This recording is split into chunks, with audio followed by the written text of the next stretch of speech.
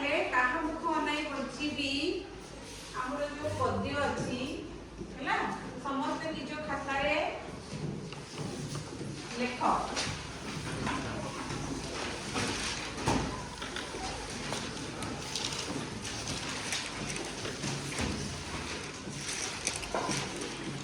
काहा मुख अनाई बंचीबी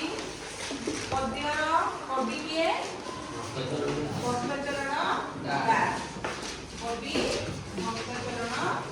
दास पद्यटी को आरंभ करबा पूर्वरु आमे सर्वप्रथमे भक्तचरण दास विषय रे टिके जानिबा हैला ताले भक्तचरण दास जे कि 1800 शताब्दी खर्दा जिल्लार राजो सुनाखड़ा निकटवर्ती सानपदर ग्राम रे जन्म ग्रहण करिथिले हैला ताले ताकर जन्म केते बोली जानिले छुआ माने केते 1800 शताब्दी 1800 शताब्दी हैला 100 शताब्दी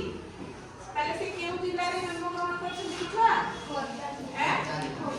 खर्दा जिल्ला रे नेकी अच्छा तांकर प्रथम थिला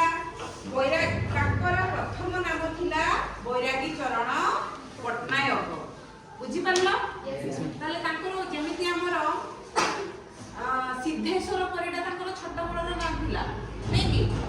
तापर जेते बड़ होले तांकर नाम चेंज हैला सेही परिका हमर जो भक्तचरण दास छथि तांकर छोट बड़र नाम थिला कोन ना बैरागी चरण पटनायक किंतु जेतेबेले से वैष्णव धर्म ग्रहण करले बा वैष्णव धर्म दीक्षा को जेतेबेले देले सेतेबेले ताकर नाम परिवर्तन होई कोन हला भक्तचरण दास लेखिबो जे भक्तचरण दास कर छोट बड़ नाम कोन थिला कोन थिला बैरागी चरण पटनायक थिला अच्छा रीति जुगर अन्यतम प्रसिद्ध वैष्णव कवि भाବରେ ओडिसा रे से परिचित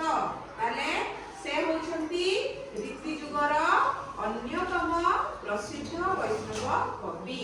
एवं से जने भक्ति भावापन्न कवि थिले और सरल और प्रांजल अभिव्यक्ति ही ताको रचनार वैशिष्ट्य नै कि से जो रचना गुडी को जो पद्य गुडी को जहा भी आलोचना करिसंती जहा रचना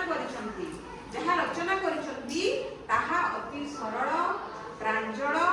अभिव्यक्ति नुहे कि छुआ एवं मनबद्ध चौतीसा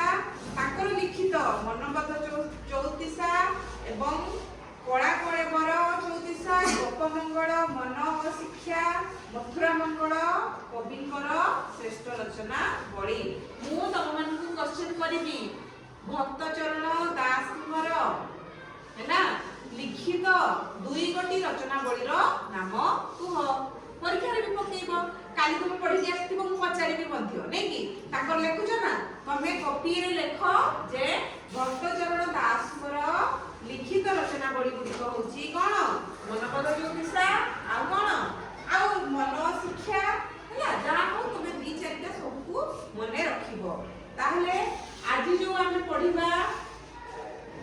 कहा मुख अनाई बंचीबी संकलित जो पद्यांशटी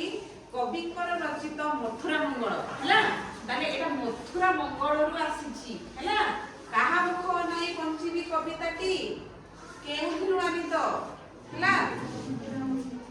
केउ छांदरु आनित षष्ठ छांदर मथुरा मंगलर षष्ठ छांदरु आनित गृहीत हैला कहि पारो अच्छा एहा षष्ठ छांदटीर 20टी पद मध्यरु प्रथम 8टी पद ताले हमर मथुरा मंगल केतटी पद बोली जानिले छुआ मथुरा मंगल 20टी हैला किंतु आज जो आमे पढिबा कहा मुख नाई बंचीबी बुझि पालो न छुआ आज जो आमे पढिबा कोन कहा मुख नाई बंचीबी ताहा तार जो 8टी हैला 8टी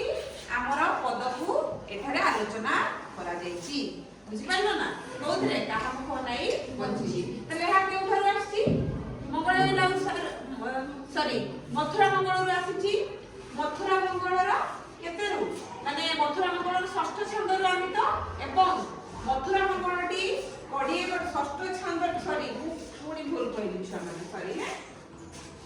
ଏଇ ଯୋଉ ମଥୁରା ମଙ୍ଗଳ ଯୋଉ ଅଛି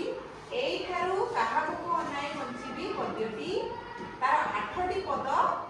ଆଲୋଚନା ହେଇଛି ବା ବର୍ଣ୍ଣନା କରାଯାଇଛି କିନ୍ତୁ ମଥୁରା ମଙ୍ଗଳର ଯୋଉ ଷଷ୍ଠ ଛାନ୍ଦ ସେ ଷଷ୍ଠ ଛାନ୍ଦ କେତେଟା ପଦରେ ମାନେ ଯୋଉ ଷଷ୍ଠ ଛାନ୍ଦଟି କେତେଟା ପଦ ଅଛି ସେଥିରେ ନା ଷଷ୍ଠ ଛାନ୍ଦରେ ଟୋଟାଲ 20ଟି ପଦ ଅଛି ସେଇ ଯୋଉ 20ଟି ପଦରୁ କଣ ହେଇଛି ନା ଛୁଆ ସେଇ 20ଟି ପଦରୁ 8ଟି ପଦ ଆଜି ଆମେ କାହା ମୁଖ ଅନାଇ ବଞ୍ଚିବି ରେ ପଢିବା ହେଲା କଣ ସେ 8ଟି ପଦ ଆଲୋଚନା କରିବା ନାଇଁ କି ତମେ ମାନେ ଲେଖି ରଖ ଆମର ମଙ୍ଗଳା ବେଲା ଓଷା କଣ ସରି ସବୁବେଳେ ମୁଁ ସେ ମଙ୍ଗଳା ବେଲା ଓଷା କାହା ମୁଖ ଅନାଇ ବଞ୍ଚିବି ଯୋଉ କବିତାଟି ଆମର ମଥୁରା ମଙ୍ଗଳର ଷଷ୍ଠ ଛାନ୍ଦରୁ ଆନିତ ସେଇ ଷଷ୍ଠ ଛାନ୍ଦ 20ଟି ପଦରେ ବର୍ଣ୍ଣିତ ସେଇ 20ଟି ପଦ ଭିତରୁ 8ଟି ପଦ ଆମେ ଆଜି କାହା ମୁଖ ଅନାଇ ବଞ୍ଚିବିରେ ପଢିବା ହେଲା ବୁଝିପାରିଲ ତ ହଉ ଶ୍ରୀକୃଷ୍ଣ କଂସର ଧନୁ ଉତ୍ସବ ଦେଖିବାକୁ ମଥୁରାକୁ ଯିବା ବେଳେ ଯଶୋଦାଙ୍କ ମାତୃ ହୃଦୟ ଆଶଙ୍କାରେ ବ୍ୟାକୁଳ ହୋଇଛି ଆଜି ତାହେଲେ ଯୋଉ ପଢିବା ଆମେ ଏଠାରେ କାହା ବିଷୟରେ ପଢିବା ଶ୍ରୀକୃଷ୍ଣ ଯେତେବେଳେ କଂସର ଧନୁ ଉତ୍ସବ ଦେଖିବା ପାଇଁ ନାଇଁ କଂସ କିଏ କି ତାଙ୍କର ମାମୁଁ କଂସର ଧନୁ ଉତ୍ସବ ଦେଖିବାକୁ ମଥୁରାକୁ ଯିବା ବେଳେ ଯଶୋଦାଙ୍କ ମାତୃ ହୃଦୟ ସେ ପ୍ରଥମ ଥର କରି ଯିବେ କୋଉଠିକି ମଥୁରାକୁ ଯିବେ ନାଇଁ କି କଣ ଛାଡିକି ଗୋପପୁର ଛାଡିକି କାହାକୁ ଛାଡିକି ମାତା ଯଶୋଦାଙ୍କୁ ଛାଡିକି ନୁହେଁ କି ଯଦି ଯିବେ ତାହେଲେ ଏହା ମାତା ଯଶୋଦା କଣ ସହନ କରିପାରୁନାହାନ୍ତି କି ତାଙ୍କ ପୁତ୍ର ଶ୍ରୀକୃଷ୍ଣ ତାଙ୍କୁ ଛାଡିକି କଂସପୁରକୁ ଯିବ ହେଲା ଏବଂ ମାତୃ ହୃଦୟ ଆଶଙ୍କାରେ ବ୍ୟାକୁଳ ହୋଇ ଉଠିଛି ତାଙ୍କର ଯୋଉ ହୃଦୟ କିପରି ମାଠୁ ଯେତେବେଳେ ଗୋଟେ ପୁତ୍ର ଅଲଗା ହବ ତାହେଲେ କେତେ ମାନେ ସେ ସମୟ କେତେ ଦୁଃଖଦ ନାଇଁ କି କେତେ କଷ୍ଟ ଲାଗୁଥିବ ତାଙ୍କୁ ତେଣୁ ବ୍ୟାକୁଳ ହୋଇ ଉଠିଛି ସଂସ୍କୃତ କବିତାରେ ମାତୃ ହୃଦୟର ଗଭୀର ବାତ୍ସଲ୍ୟ ମମତା ଜୀବନ୍ତ ଭାବରେ ବର୍ଣ୍ଣିତ ତାହେଲେ କାହା ମୁଖ ଅନାଇ ବଞ୍ଚିବିରେ କୋଉ ବିଷୟରେ ବର୍ଣ୍ଣିତ ହେଇଛି ଛୁଆମାନେ ନା ମାତୃ ହୃଦୟର ଗଭୀର ବାତ୍ସଲ୍ୟ ମମତା ବିଷୟରେ ଜୀବନ୍ତ ଭାବରେ ବର୍ଣ୍ଣିତ ହୋଇଛି ହେଲା ଆଚ୍ଛା ଆରମ୍ଭ କରିବା ଆଉ କଣ ଡାଉଟ ରହିଲେ କି ଛୁଆମାନେ ଆମର କବି ପରିଚୟରେ ହେଲା ଆଉ କିଛି ଡାଉଟ ରହିଲା କି କୋଉ ବିଷୟରେ ଆଲୋଚନା ହଉଛି ତ ବୁଝିପାରିଲ ମାତା ଯଶୋଦା ଗୋଟେ ମାତୃ ହୃଦୟରେ କିପରି ଭାବରେ ବାତ୍ସଲ୍ୟ ମମତାର ଯୋଉ ଗଭୀର ଜୀବନ୍ତ ଭାବରେ ତାହା ବର୍ଣ୍ଣନା ହେଇଛି ଏବଂ ଆରମ୍ଭ କରିବା ପଦ୍ୟଟି ହେଲା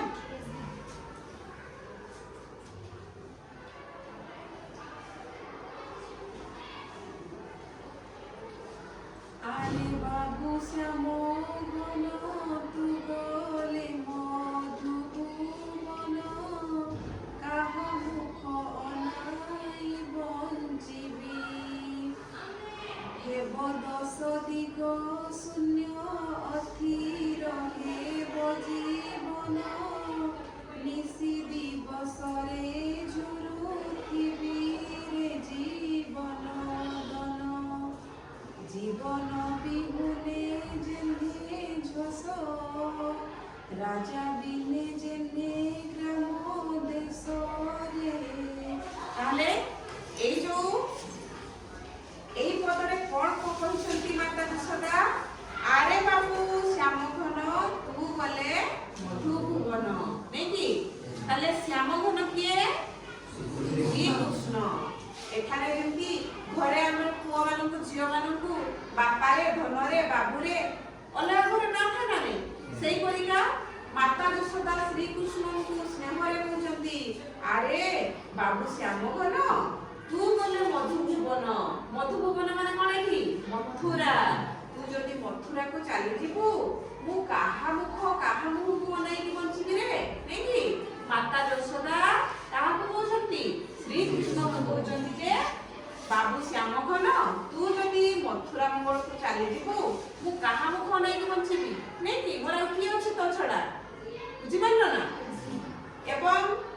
ହେବ ଦଶ ଦିଗ ଶୂନ୍ୟ ଅଥିରେ ହେବ ଜୀବନ ମିଶି ଦିବସେ ଝୁରୁଥିବିରେ ଜୀବନ ଧନ। ତାହେଲେ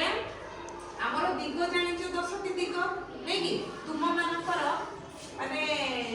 କାଲି ତମେ ମାନେ 10ଟା ଆମର ଦିଗର ନାମ ମାନେ ପ୍ରଶ୍ନରେ 10ଟା ଆମର ଯୋଉ ଦିଗ ଅଛି ହେଲା ଅଗ୍ନି ଯାହା ବି ଆମର ଦିଗ 10ଟି ଅଛି ତମେ ଯେତିକି ଜାଣିଛ ତମେ ଲେଖିକି ଆଣିଥିବ ହେଲା ଏଟା ତମ ମାନଙ୍କ ପାଇଁ ଗୋଟେ ପ୍ରଶ୍ନ କାଲି ତ ଉତ୍ତର ଲେଖିକି ଆସିଥିବ 10ଟି ଦିଗର ନାମ। ତାହେଲେ ଏଠି ମାତା ଯଶୋଦା କହୁଛନ୍ତି 10 ଦିଗ ମୋର ଶୂନ୍ୟ ହେଇଯିବ ହେଲା। ତାହେଲେ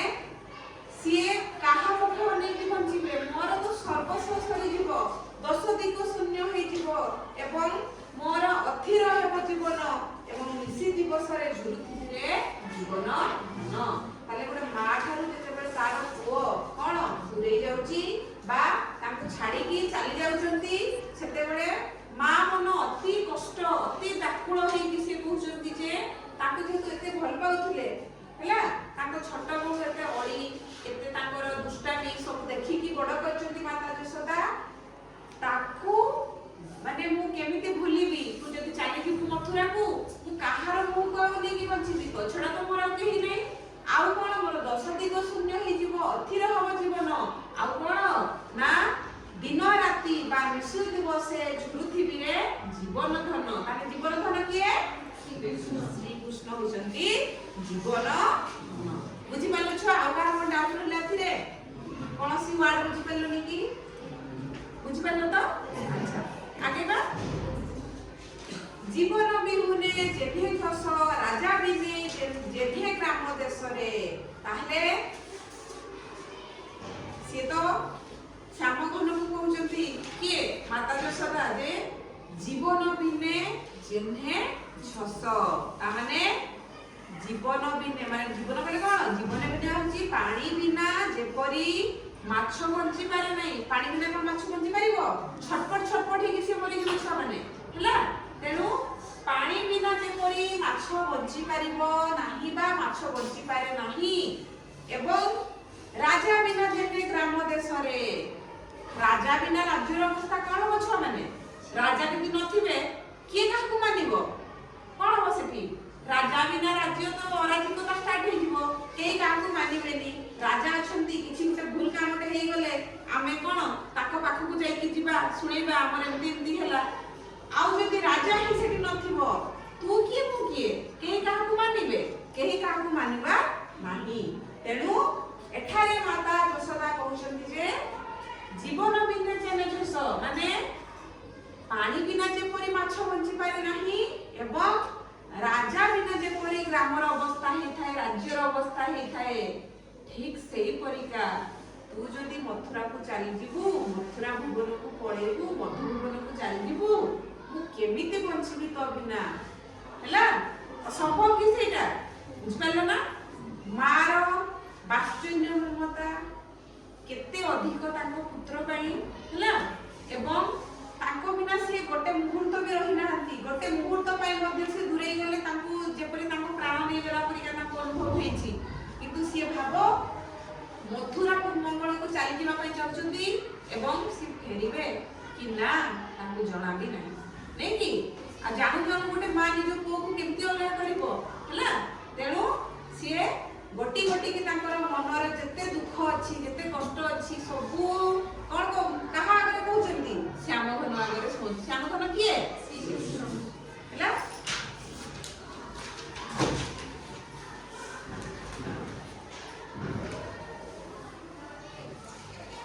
एबे द्वितीय नंबर पद को आसु छुआ माने